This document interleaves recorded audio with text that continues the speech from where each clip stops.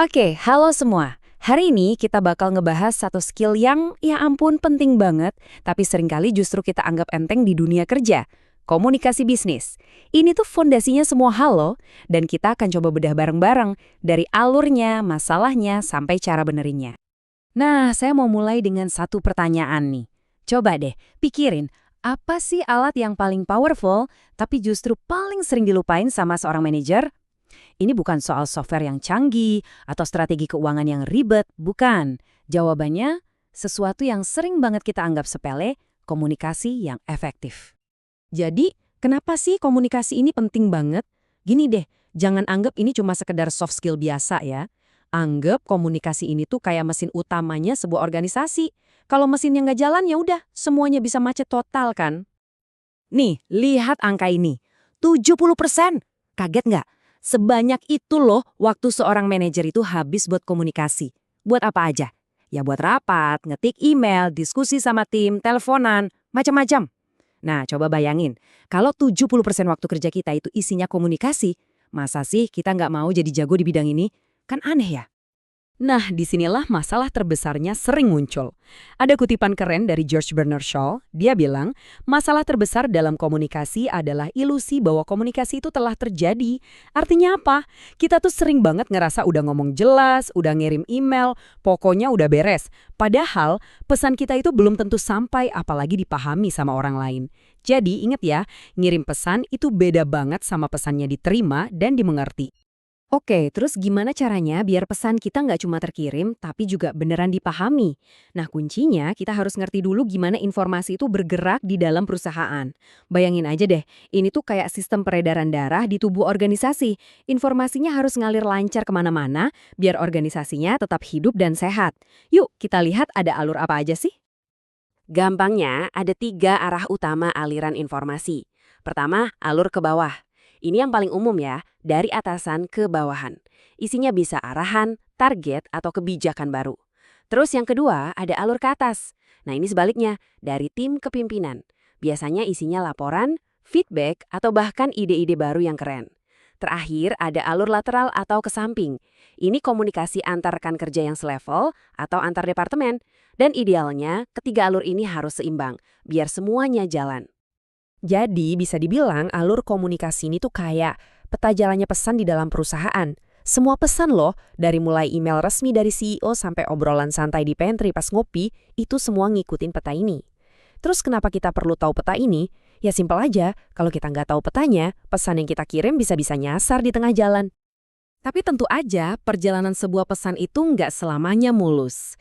Nah, sekarang kita masuk ke bagian cacatnya nih, alias masalah-masalah yang sering terjadi. Ada banyak banget tembok penghalang yang bisa bikin pesan kita jadi aneh, salah diartiin, atau bahkan nggak sampai sama sekali.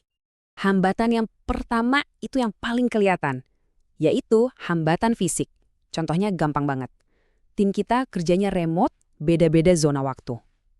Atau bahkan sesimpel, kantor kita berisik banget.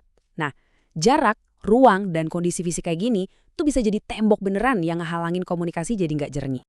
Terus selain yang fisik, ada juga hambatan yang nggak kelihatan tapi bahaya banget. Hambatan semantik. Ini soal kata-kata.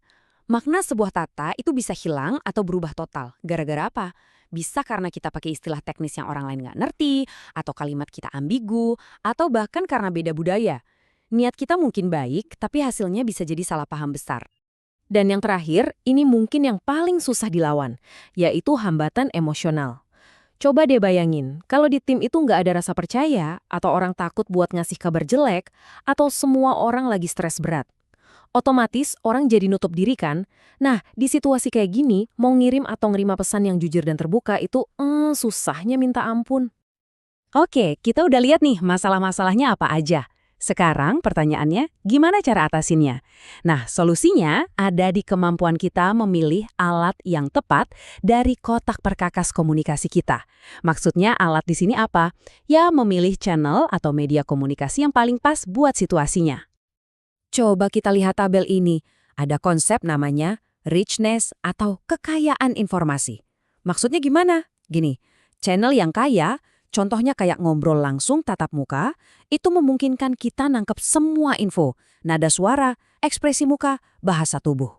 Makanya ini cocok banget buat bahas topik yang rumit atau sensitif. Sebaliknya, email itu miskin isyarat nonverbal. Jadi dia lebih pas buat hal-hal yang sifatnya pengumuman resmi atau buat ninggalin jejak tertulis. Coba deh kita bandingin langsung ya, tatap muka lawan email.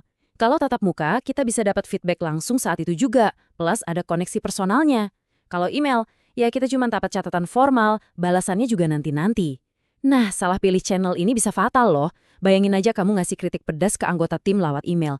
Wah, itu udah resep pasti buat bencana. Jadi kuncinya selalu satu, cocokkan channelnya dengan pesan yang mau kamu sampaikan. Oke, ngerti semua teori ini emang bagus. Tapi, kekuatan sebenarnya itu datang pas kita bisa mempraktekannya. Ya kan?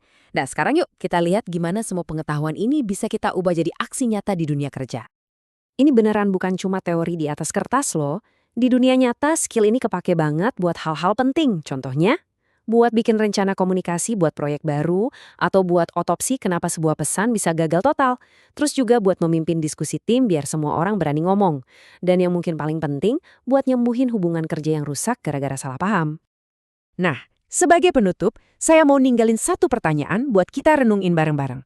Coba deh, lain kali pas Anda mau klik tombol send di email, atau pas Anda baru selesai ngomong di rapat, coba berhenti sebentar. Terus tanya ke diri sendiri, pesan gue emang udah terkirim. Tapi, apa pesan ini beneran udah dipahami sama mereka? Percaya deh, jawaban dari pertanyaan simpel itu bisa mengubah segalanya.